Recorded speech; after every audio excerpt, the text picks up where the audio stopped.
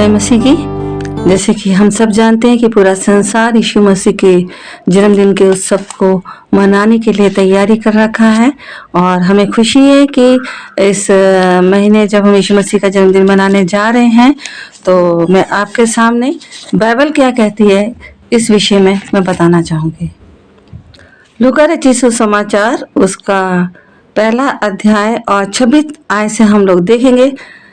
छठवें महीने में परमेश्वर की ओर से जिब्राइल स्वर्गदूत गलील के नासरत नगर में एक कुंवारी के पास भेजा गया जिसकी मंगनी यूसुफ नाम दाऊद के घराने के एक पुरुष से हुई थी।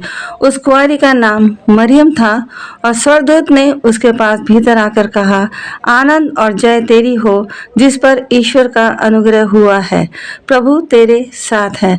वे उस वचन से बहुत घबरा गई और सोचने लगी कि ये किस प्रकार का अभिवादन है। स्वर्गदूत ने उससे कहा, हे मरियम, भयभीत न हो क्योंकि परमेश्वर का आनंद तुझ पर हुआ है और देख तू गर्भवती होगी और तेरे एक पुत्र उत्पन्न होगा। तू उसका नाम यीशु रखना। वह महान होगा और परम प्रधान का पुत्र कहलाएगा और प्रभु परमेश्वर उसके पिता दाऊद का सिंहासन उसको देगा और वह याकूब के घराने पर सदा राज्य करेगा और उसके राज्य का अंत न होगा।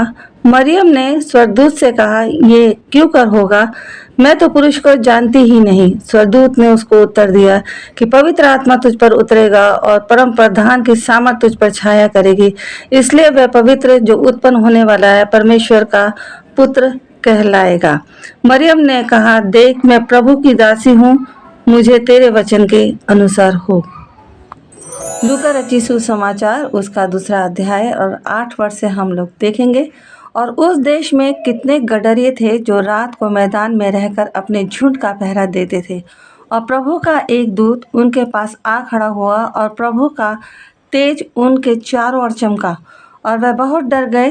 तब स्वर्गदूत ने उनसे कहा, मत डरो, क्योंकि देखो मैं तुम्हें बड़े आनंद का सुसमाचार सुनाता हूँ जो सब लोगों के लिए होगा कि आज दाऊद के नगर में तुम्हारे लिए एक उद्धारकर्ता जन्मा है और यही मसीह प्रभु है। और इसका तुम्हारे लिए ये पता है कि तुम एक बालक को कपड़े में लिपटा हुआ और चरनी में पड़ा पाओगे। तब एकाएक उस स्वर्गदूतों के साथ स्वर्गदूतों का दल परमेश्वर की स्तुति करते हुए और ये कहते दिखाई दिया कि आकाश में परमेश्वर की महिमा और पृथ्वी पर उन मनुष्यों में जिनसे वे प्रसन्न है शांति हो। जब स्वर्गदूत उनके पास से स्वर्ग को चले गए तो गडरियों ने आपस में कहा, आओ हम बैतलहम जाकर ये बात जो हुई है और जिसे प्रभु ने हमें बताया है देखें।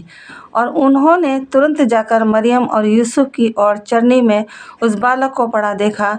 इन्हें देखकर उन्होंने ये बात जो इस बालक के विषय में उनसे कही गई थी प्रकट की।